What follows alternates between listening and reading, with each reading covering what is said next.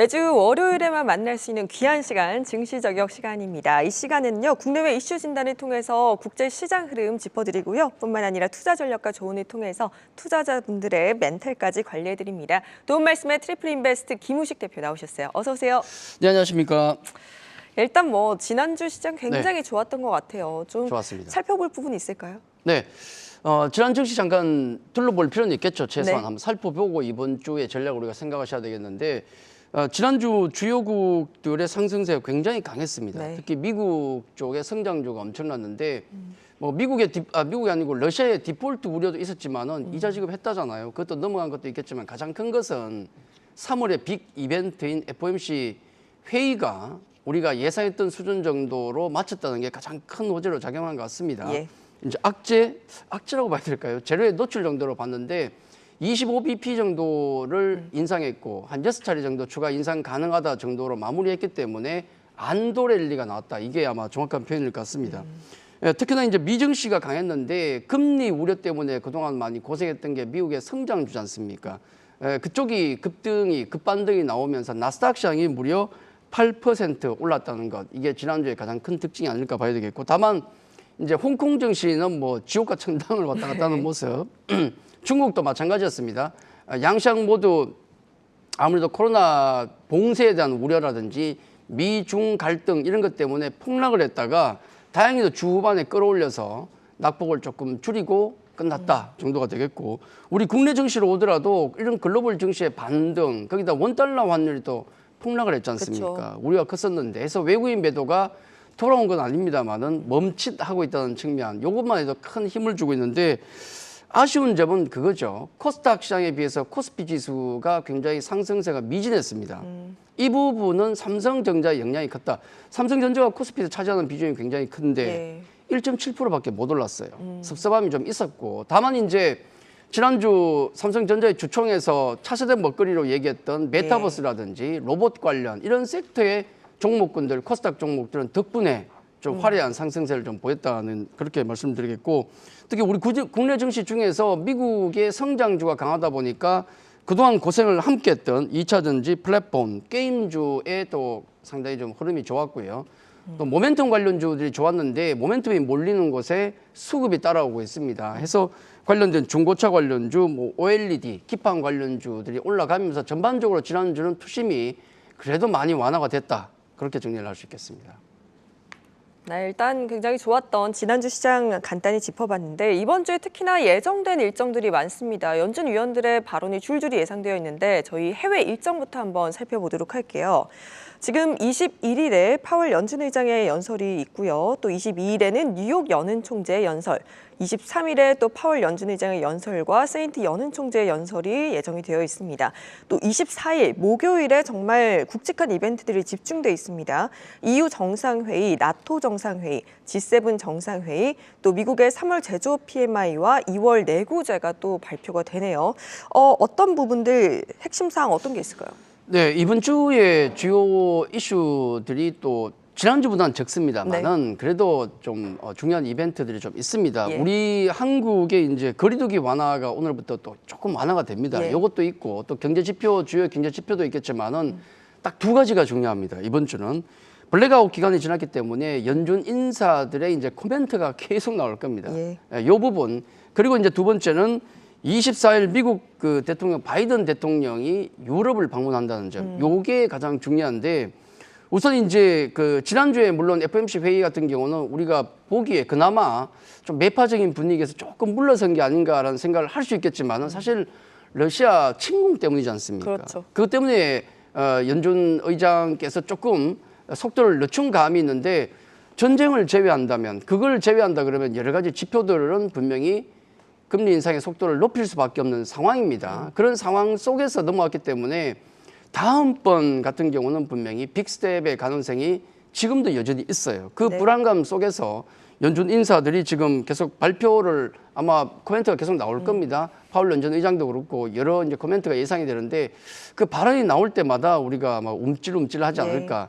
그 부분은 조금 신경을 좀 써야 되겠고, 이걸 제외한다면 지금 그나마 이제 빅 이벤트 거의 끝나고 남은 것은 러시아 침공만 남았습니다. 어제도 우리 주말 동안에 보셨겠지만은 전쟁은 계속되고 있고 특히 동남부 지방 마리오폴 같은 경우는 뭐 시가전으로 거의 초토화가 됐던 소식이 나오고 있습니다. 그래서 협상은 하고 있지만은 아직 결론 안 나고 있다. 자, 이런 과정 속에서 중요한 것은 24일 미국 바이든 대통령이 유럽을 이제 방문을 하게 되고 이제 일정에 맞춰 가지고 24일부터 EU 정상회담, 그다음에 나토 정상회의가 동시에 열리는데 바이든 대통령이 참석을 합니다. 예. 그리고 거기다가 이제 그 순회 의장국인 독일의 요청으로 G7 정상회담까지 한꺼번에 열려요. 예. 이 유럽의 그 정상들과 미국 정상이 모여서 아마 러시아 이 침공 이후에 가장 큰 회의가 한꺼번에 열리는 거거든요. 그러다 보니까 EU 정상회담 같은 경우는 뭐 어떤 논의가 있겠습니까? 당연히 러시아에 대한 어떤 추가 제재, 네. 우크라이나에 대한 어떤 지원을 할 것인가. 나토 정상회의 같은 경우는 당연히 우리 동맹국을 보호하기 위해서 우리가 어떤 조치를 취할 것인가. 이런 굵직한 얘기가 굉장히 많을 겁니다. 그래서 아마 이번 주 그 회의를 통해서 러시아에 대한 압박을 좀 더 강하게 할 겁니다. 그래서 그걸 통해서 어떤 러시아 침공 이번 전쟁에 어떤 변화가 있을지 뭐 요 국면을 지켜보는 게 가장 중요하지 않을까. 그래서 이번 주 일정 같은 경우는 뭐 경제 지표도 있고 연준 멘트도 뭐 중요한 인사들의 멘트도 있겠지만은 역시나 이 러시아 전쟁과 침공과 관련된 유럽과 미국의 대응이 얼마나 강도 깊게 나오고 그에 따라서 러시아가 어떤 행보를 보일 것인가가 가장 중요하다 그렇게 말씀을 드리겠습니다. 네, 이제 계속해서 나온 연준 위원들의 발언 여기에다가 또 앞으로 예정이 되어 있는 굵직한 지금 정상회담에서의 얘기들 어떤 얘기들이 나올지 한번 지켜봐야 할 것 같습니다. 일단은 금요일 뉴욕 시장 굉장히 좋았기 때문에 우리 시장 오늘 조금 좋게 시작을 하지 않을까라는 네. 예상을 해보는데요. 그렇죠.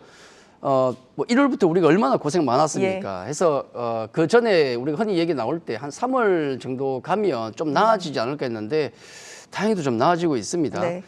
큰 것들이 다 이제 펼쳐졌습니다. 우리 아까 금리 결정도 3월 금리 결정도 나왔고 우리나라 같은 경우는 대선도 끝났고요. 네. 또 코로나도 어느 정도는 우리나라도 지금 정점을 좀 맞이한다는 얘기 나오잖아요. 예. 자, 그런 과정 속에서 모든 이벤트가 펼쳐지고 나서 지금 글로벌 증시가 어느 정도의 위치에 있는가를 잠깐 보시는 게 중요한데 요거 그림 하나 보시죠. 선진국 국가별 12개월 포워드 PER을 잠깐 보시면은 요 미래에셋증권에서 가져온 건데 미국이 그동안 고평가다 고밸류다 얘기 많았지만은 지금 19.3배로 그래도 20배 아래로 내려왔습니다. 그래서 5년 평균보다 아래에 내려왔다는 점 요게 또 중요하겠고 다른 선진 유럽 그다음에 뭐 호주, 독일, 영국 등등을 보시면은 기존에 꽤 높았던 퍼밸류보다도 제법 많이 내려왔어요. 예. 그래서 이런 부분을 긍정적으로 봐야 되겠고 특히나 제가 좀 재밌게 보는 것은 이건데 신흥국 국가별 이제 선진국 말고 신흥국 쪽입니다. 이쪽을 보시면은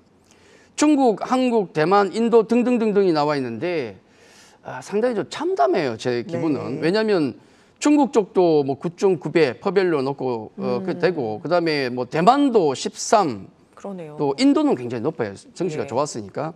예, 신흥 유럽 그다음에 중남미 몇 군데를 빼고는 우리나라가 가장 지금 낮은 퍼밸류를 보여주고 있어요.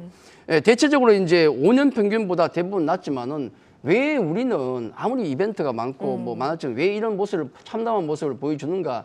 예, 이 측면을 우리가 생각을 좀 해봐야 되겠는데 이건 중장기적인 측면입니다. 예. 우선은 우리나라 같은 경우가 수출 국가이기 때문에 국제적 증세에 예민할 수밖에 없지 않습니까? 네. 요건 분명한 사실이고 인정하고 넘어갑니다만은 두 번째는 뭔가 하면 다른 나라보다도 우리가 대만보다도 퍼밸류가 낮아요. 우리 비교를 많이 하잖아요. 예. 뭐 지정학적 리스크 우리나라 많이 얘기하는데 우리만 지정학적 리스크가 있습니까? 아니죠. 아니잖아요. 근데 우리가 지금 뭐 9.2배인데 대만은 13배다. 뭔가 억울한 측면인데 왜 그런가 하면 주주 환원율이 너무 낮아요. 그러니까 뭐냐면 결국은 뭐 자사주 매입이라든지 자사주 매입 소가 그리고 배당이라든지 이런 부분들이 굉장히 낮다는 점. 미국 같은 경우는 주주 환원율이 거의 90% 가까이 되는데 그리고 대만만 보더라도 60%가 넘어요. 근데 우리는 지금 25%가 정도밖에 안 됩니다. 네. 굉장히 주주 가치에 대해서 짜게 지금 뭔가 대접을 하고 있는 겁니다. 이런 부분들이 좀 아쉬운 측면이고 이것만 극복한다 그러면 우리도 중장기로 볼 때 좋은 국면을 보일 수 있다 말씀드리고 당장은 급한 게 단기적인 부분이니까 네. 단기적으로 놓고 봤을 때는 이제 큰 이벤트가 끝났고 또 전쟁에도 적응을 해가나요? 우리가 그런 측면도 좀 그쵸. 있고요. 또 글로벌 정상회담에 대한 어떤 기대감도 있기 때문에 이번 주 같은 경우도 추가 반등은 조금 가능하다는 말씀을 좀 드리겠고, 다만 이제 전쟁 후유증도 분명히 있습니다. 우리가 지금 감안 안 하고 있는데 이런 부분, 그리고 연준의 빅스텝 가능성도 여전히 가능성이 있기 때문에 네. 약간 한계가 있는 추가 반등 구간이 나오지 않을까, 시장은 그렇게 보는 게 좋을 것 같습니다. 일단 뭐 단기적으로 반등에 대한 기대감 얘기해 주셨는데 지금 우리 시장이 조금 아쉽다라고 말씀을 해주셨어요. 그럼에도 불구하고 또 우리 투자자분들은 투자 마인드, 투자 전략 어떻게 가져가야 될까요? 지난주에 제가 말씀드린 전략 1번이 그거였습니다. 1번이 시장 급변에 따른 빠른 포트폴리오 변화를 염두에 두자. 이게 지난주 전략이었어요. 예. 근데 감사하게도 지난주에 아주 급변을 했죠. 상승이 나오면서 급변을 했고 낙폭 과대주 중심으로 해서 또 가파르게 올라오는 모습을 보였습니다.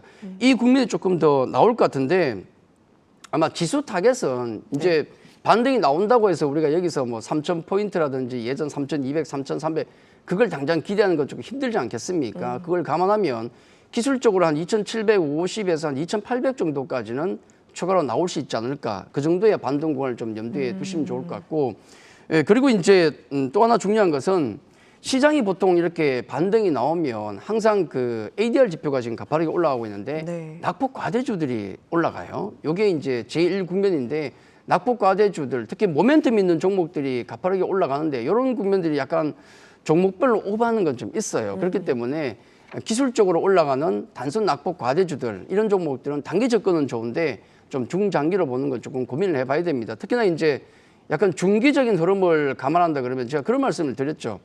단기로는 우리가 러시아 이 침공을 고민을 좀 하셔야 되겠지만 중장기 분들은 그렇죠. 그걸 넘어서는 부분, 그걸 보시고 가는 게 좋다는 말씀을 드리는데 결국은 실적입니다. 얼마 안 있으면 결국은 이번 기술적 반등이 끝나고 나면 실적 시즌에 들어가거든요. 그래서 실적이 되는 종목과 실적이 안 되는 종목이 갈릴 겁니다. 그래서 이번 그 기술적 반등을 이용해서 실적이 되는 종목과 안 되는 종목을 가려서 실적이 부족한 종목, 뭐 12개월 포워드 우리 전망만 보시면 나와요. 자료 다 있습니다. 여러분 종목 보시면은 1년 전망치가 다 나오니까 실적이 안 좋은 종목군들은 예. 기술적 반등이 나올 때 조금 줄이시고 나머지 실적이 괜찮은 종목들 12개월 포워드로 봤을 때 실적 전망이 좋은 종목들은 가려서 그런 종목들만 가져가는 전략으로 해서 단기, 중기 실적이 되는 종목과 안 되는 종목을 구분해서 그렇게 가져가는 게 좋지 않을까, 그렇게 전략을 말씀을 드리겠습니다. 예, 발빠른 포트폴리오 정비가 필요하다 하셨는데 저희 지금 그러면 중기 포트폴리오 한번 확인을 해보도록 할게요. 지난주와 달라진 점이 전기전자에서 MC넥스를 제외를 하셨고 네. 보면 낙폭과대주에 현대차랑 카카오엔터를 추가를 하셨습니다. 현대차 요즘 뭐 굉장히 좋은 소식들이 많이 들리는 것 같더라고요. 안 가죠, 그래도. 네, 지독하게 안 가는 종목인데. 왜 그럴까요? 징글징글합니다. 예. 가장 큰 게 이제 러시아 문제겠죠. 그래서 이번 주에도 제가 포트폴리오 조금씩 변화를 줍니다만은 종목들이 꽤 많죠. 예. 앞으로 제가 종목을 더 많이 추가를 할 겁니다.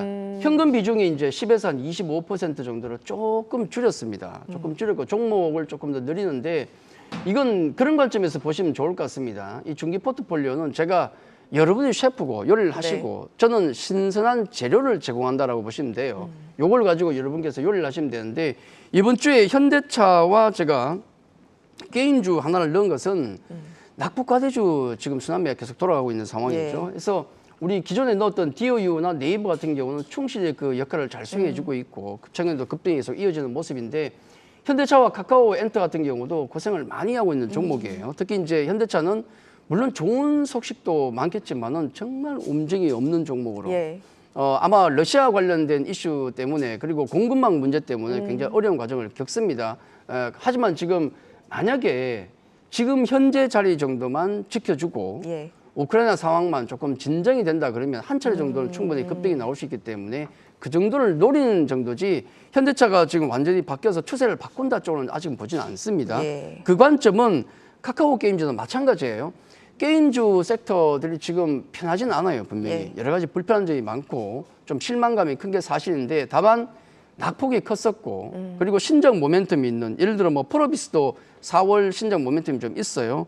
카카오 게임즈 같은 경우는 주력 게임 오딘이 대만 진출을 곧 앞두고 네. 있습니다. 그래서 이런 종목들은 아마 단기적으로 노리긴 좋지 않을까. 제가 중기 포트폴리오지만은 예. 일단 현대차와 카카오 게임즈 같은 경우는 단기적인 관점에서 들어간다. 그렇게 보시는 게 좋을 것 같습니다. 현대차도 단기가 좋은가요? 일단은 단기입니다. 추세가 어긋났기 때문에 예. 낙폭 과대에 때는 단기 정도 노리고 나중에 추세가 좋아지면 그때 중기냐 단기냐는 따로 결정하는 게 좋을 것 같습니다. 네, 알겠습니다. 그리고 지금 포트 중에서 눈여겨볼 점이 LG이노텍과 SK하이닉스가 지난주에 상승이 굉장히 눈에 띄었는데 계속 그렇죠. 홀딩해도 좋을까요?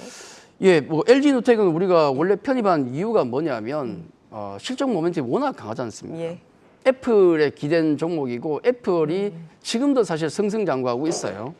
그런 모습을 본다 그러면은 애플의 실적과 성장과 함께 맥을 같이 하는 LG이노텍 같은 경우는 중기적으로 충분히 더 가져가셔도 된다. 지금 고점 돌파를 눈앞에 두고 있는데 예. 시장 상황과 전혀 무관한 흐름을 그렇죠. 보여주고 있거든요. 이런 실적이 좋은 종목들은 앞서도 말씀드렸지만은 중기적으로 가져가셔야 되고 SK하이닉스도 상당히 지난주에 인상적인 흐름을 보였습니다. 아마 기억하시겠지만은 제가 삼성전자를 SK하이닉스로 바꿨거든요. 네. 왜냐하면 시장 반등이 나온다면 분명히 탄력은 삼성전자보다는 SK하이닉스가 좋을 것이다. 그 관점으로 바꿨는데 역시나 그런 탄력을 보여주고 있기 때문에 아마 시장 상황이 조금 더 좋아진다 그러면은 SK하이닉스 같은 경우는 좀 더 좋은 탄력적인 흐름을 보여줄 것이다. 그런 관점에서 두 개는 역시나 중기적으로 가져갈 수 있다. 그렇게 정리를 해드리겠습니다. 네, 개인적인 궁금증인데 SK하이닉스는 가는데 삼성전자 왜 이렇게 안 가는 건가요?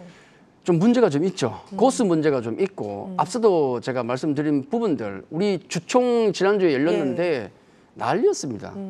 왜 이런 식으로 대응을 고스 문제가 사실 별것 네. 아닐 수도 있는데 대응을 너무 안일하게 했어요. 예. 그래서 제가 보기에는 아마 좀 이 회사를 운영하시는 분들이 좀 더 타이트하게 조금 민감하게 이런 악재들을 좀 다뤄줬으면 하는 바람이고 네. 삼성전자의 중기적인 흐름은 문제 없습니다만은 단기적으로 볼 때는 탄력은 조금 떨어질 수밖에 없다. 네. 앞으로 이런 민감한 이슈가 어떻게 해결되는지를 보시고 네. 투자하는 게 좋지 않을까. 중량기는 문제 없습니다. 예. 다시 한번 말씀드리겠습니다. 알겠습니다.